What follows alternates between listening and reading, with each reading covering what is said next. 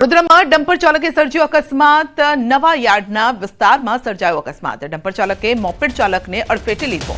Dumper ચાલકે ટક્કર મારતા મોપેડ ચાલકનું મોત થયું છે। નિવૃત્ત રેલવે કર્મીનું ઘટના સ્થળ પર જ મોત થયું છે। અકસ્માત સર્જી ડમ્પર ચાલક ફરાર થઈ ગયો છે અને અકસ્માતના સીસીટીવી પણ સામે આવ્યા છે। તો વડોદરાથી આ દ્રશ્ય સામે આવી રહ્યા છે। ડમ્પર ચાલકે સર્જ્યો અકસ્માત, જેના સીસીટીવી છે। आप જોઈ શકો છો કે વાહન ચાલક નીચે પટકાય છે અને તેમ છતાં ડમ્પર ચાલક ત્યાં ઊભો નથી રહેતો, ત્યાંથી આગળ વધી જાય છે। આસપાસના લોકો, ત્યારબાદ જે વાહન ચાલકો છે, બીજા વાહન ચાલકો તે બ્રેક મારીને વાહન થંભાવી રહ્યા છે। નીચે જે વ્યક્તિ પટકાયો હતો તેને ઊભો કરી અને હોસ્પિટલ પહોંચાડવાની તજવીજ હાથ ધરી રહ્યા છે। સવાલ એ છે કે ડમ્પર ચાલકે મોપેડ ચાલકને અડફેટે લીધો અને ત્યારબાદ પાછું વળીને જોયું પણ નહીં કે એ વ્યક્તિ જીવે છે કે પછી જીવતો નથી, જેના કારણે તેનું મોત થઈ ગયું છે।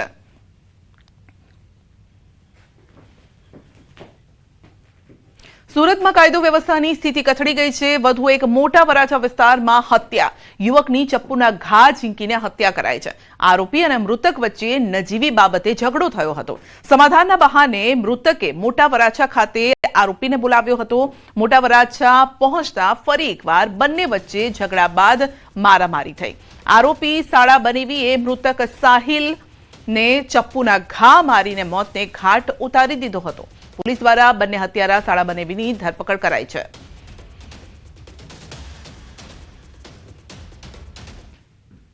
સુરતના કાપોદ્રામાં મારામારી અને હત્યાના ગુનામાં 4 આરોપીની ધરપકડ કરાઈ છે।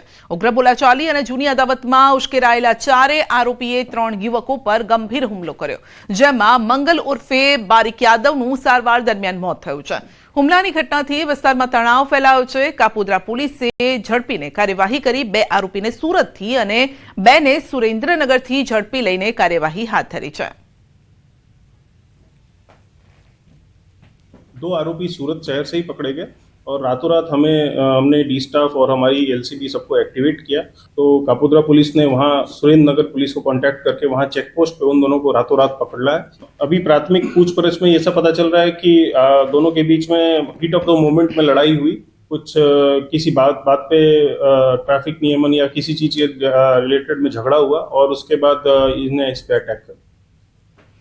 વડોદરા રેલવે સ્ટેશન પર એસએમસીનો સપાટો। રેલવે સ્ટેશન પરથી 239.94 ગ્રામ હેરોઇન ડ્રગ્સ ઝડપાયું છે। હેરોઇનની આંતરરાષ્ટ્રીય બજારમાં અંદાજે કિંમત 47.98 લાખ હેરોઇન સાથે વડોદરાના છાણી વિસ્તારના મુખ્ય આરોપી અમરીક સિંહ ઉર્ફે સોનુની ધરપકડ કરાઈ છે। પ્લેટફોર્મ નંબર 1 પર દરોડા દરમિયાન આરોપી ભાગવા જતો હતો। પગમાં ઈજા થતા સયાજી હોસ્પિટલમાં ખસેડાયો। ડ્રગ સપ્લાયર કરનાર પંજાબનો આરોપી નિશાંત સિંહ વોન્ટેડ છે। એનડીપીએસ એક્ટ હેઠળ अलग अलग कलमों हेठળ गुनो नोंधायो છે। आंतरराज्य ड्रग्स तस्करी नेटवर्कनी दिशाમાં एसएमसी द्वारा વધુ તપાસ હાથ ધરાઈ છે।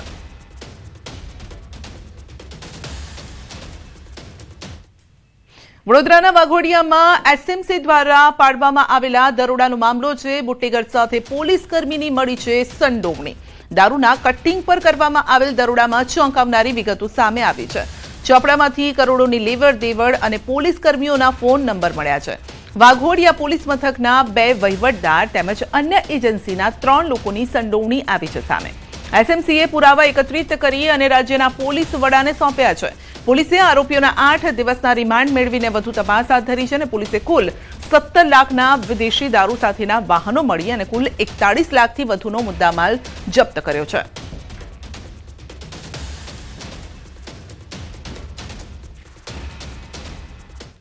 અને હવે વાત કરીશું દુષ્કર્મના દાનવોની।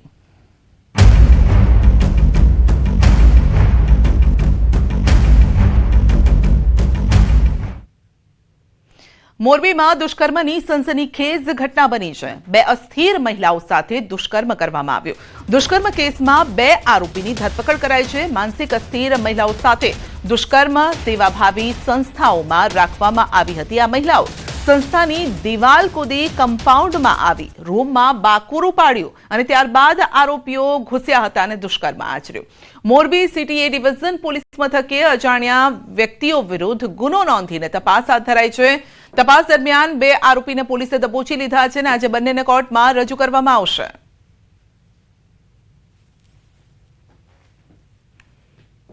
વડોદરામાં સગીરા પર સામૂહિક દુષ્કર્મની ઘટના પોલીસે બંને નરાધમોની કરી છે ધરપકડ 15 વર્ષની સગીરાને ગોંધી રાખીને આચર્યું છે દુષ્કર્મ નવાયાર્ડના વિસ્તારમાં બની હતી ઘટના અને બે નરાધમોએ સગીરાને મકાનમાં લઈ જઈને દુષ્કર્મ આચર્યું તો પરિવારે ફતેગંજ પોલીસ મથકે નોંધાવી ફરિયાદ પોલીસે બંને આરોપીની ધરપકડ કરી છે વધુ તપાસ હાથ ધરી છે આરોપીના કોર્ટે 3 દિવસના રિમાન્ડ પણ મંજૂર કર્યા છે તો હર્ષિત મેકવાન અને જોન્ટી પરમાર નામના શખ્સે દુષ્કર્મ આચર્યું છે જોન્ટી પરમાર વિરુદ્ધ અગાઉ પણ નોંધાયેલા છે ગુના આરોપી હર્ષિલ મેકવાન અગાઉથી જ સગીરાના પરિચયમાં હતો સગીરાને ઘરે બોલાવી બંને સગીરા પર સામૂહિક દુષ્કર્મ આચર્યું આરોપીઓને કડક સજા આપવા માટે પરિવારે માંગ કરી છે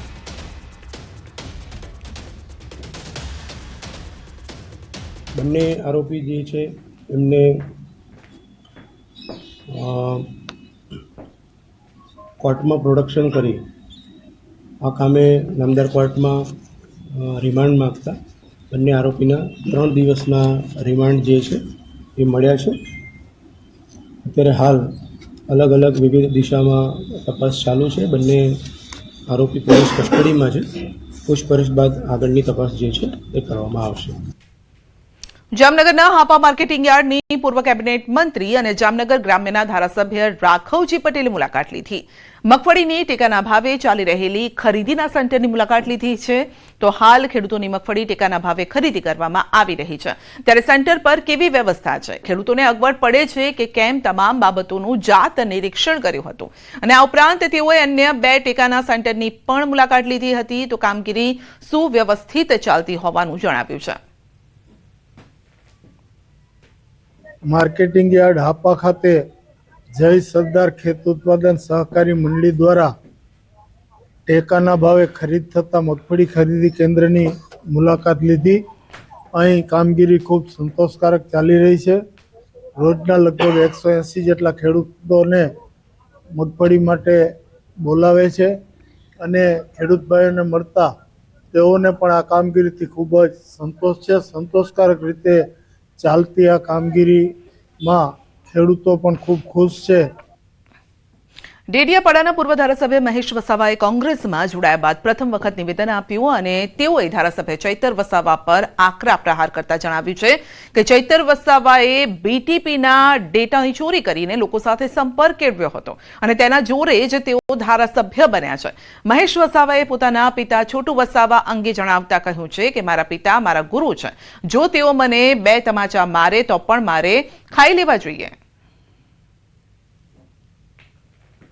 મેં ચૈતર વસાવાએ મારી સાથે જે ગદ્દારી કરી એણે મારા પીએ તરીકે કામ કર્યું ડેડિયાપાડાની અંદર અને એણે જે મને આઘાત પહોંચાડ્યો છે સમાજને જે આઘાત પહોંચાડ્યો છે કે મારું જે આખું બાયોડેટા હતા કોમ્પ્યુટરના બાયોડેટા હતા એ ત્યાં ડેડિયાપાડા રહેતા હતા અહીંયા મારે ચંદેરિયા વ્હાઇટ હાઉસ ખાતે રહેતા એ ટોટલ બાયોડેટા એ ચોરી કરી ગયો એટલે આવનારો સમય બતાવી દેશે હું કોંગ્રેસને આ વિસ્તારની અંદર જે હતાશ નારાજ થયેલા લોકોને ફરી હું જીવિત કરું છું અને બધાની અંદર જાન ફૂંકાઈ ગઈ છે અને ચોક્કસ અમને વિશ્વાસ છે અમે મહેનત કરીશું રાતનો દિવસ મહેનત કરીશું અને આ ભરૂચની અને નર્મદાની અંદર કોંગ્રેસને અમે બેઠી કરી દઈશું પોરબંદર મહાનગરપાલિકાના ખાપટ વિસ્તારમાં હાલ ભૂગર્ભ ગટરથી ગેસ કનેક્શન માટેની કામગીરી ચાલી રહી છે અંદાજે 60 કરોડના ખર્ચે ભૂગર્ભ ગટરની કામગીરી ચાલુ છે પરંતુ આ કામગીરીમાં આડેધડ ખોદકામ કર્યા બાદ રસ્તાને યોગ્ય રીતે સમથળ નહીં કરાતા હોવાની તથા લેવલ વગરની કામગીરી થતી હોવાના